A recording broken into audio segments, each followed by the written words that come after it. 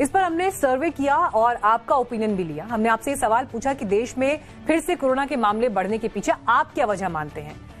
77% लोग मान रहे हैं कि जनता लापरवाह हो चुकी है।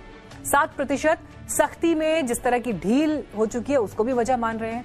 10% मान रहे हैं कि बूस्टर डोज कई लोगों ने नहीं लिए, ये भी इसके पीछे एक वजह है। और 6% जानकारी की कमी। अब जबकि कोरोना फिर से तेजी से फैल रहा है तो नए वक्त में इससे निपटने का नया हथियार क्या है, देश के टॉप डॉक्टर्स का ओपिनियन सुनिए।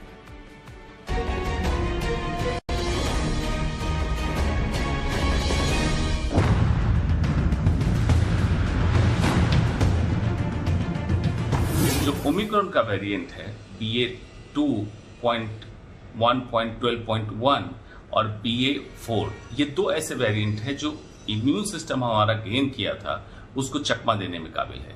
ये भी एक वजह हो सकती है।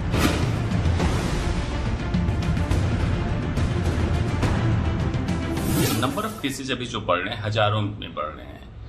जब वेव्स की बात होती है तो लाखों की संख्या में जब केसेज बढ़े तब हम वेव्स कहते हैं। इसको हम एंडेमिक स्पाइक का नाम दे सकते हैं, ना कि चौथी लहर।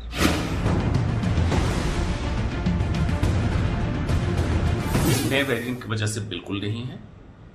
ओमिक्रॉन का ही वेरिएंट BA.2 सबसे ज्यादा आया और डेल्टा को रिप्लेस किया। उसके बाद XE की चर्चा हुई, BA.4 की चर्चा हुई। तो अभी भी जो स्ट्रेन है लीथल नहीं है, मतलब मारक क्षमता उतनी नहीं है, संक्रामक क्षमता है।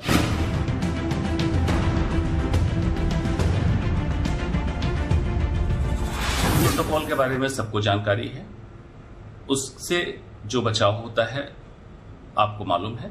इसके अलावा मेन जो कोरोना का आउटपुट निकलता है, मतलब कोरोना संक्रमण हुआ, उससे आप बीमार हुए, बीमार के बाद क्या आप अस्पताल में भर्ती होने की आपको जरूरत हुई, ऑक्सीजन की जरूरत हुई, वेंटिलेटर की जरूरत हुई या नहीं हुई, ये इस पे आधारित होता है कि कोरोना और आपके शरीर के अंदर आपका इम्यून सिस्टम कैसा काम करता है। अगर आपका इम्यून सिस्टम मजबूत है कोरोना के अटैक के तुलना में, तो आपको संक्रमण होकर रहेगा, बीमारी नहीं होगी। जीवन शैली को बैक टू बेसिक्स पे लाना है। बैक टू बेसिक्स से मतलब है सोने जगने का समय, अपने आहार विहार विचार को ठीक करने का समय, खाना पीना बिल्कुल भारतीय शुद्ध भारतीय भोजन रखें, तनाव कम करें, मोटापा कम करें, और अगर अनफॉर्चुनेटली हाइपरटेंशन डायबिटीज जैसी कोई समस्या है तो उसको कंट्रोल करके जितना नॉर्मल लाएं तो आपको फाइट करने में इससे मदद मिलेगी।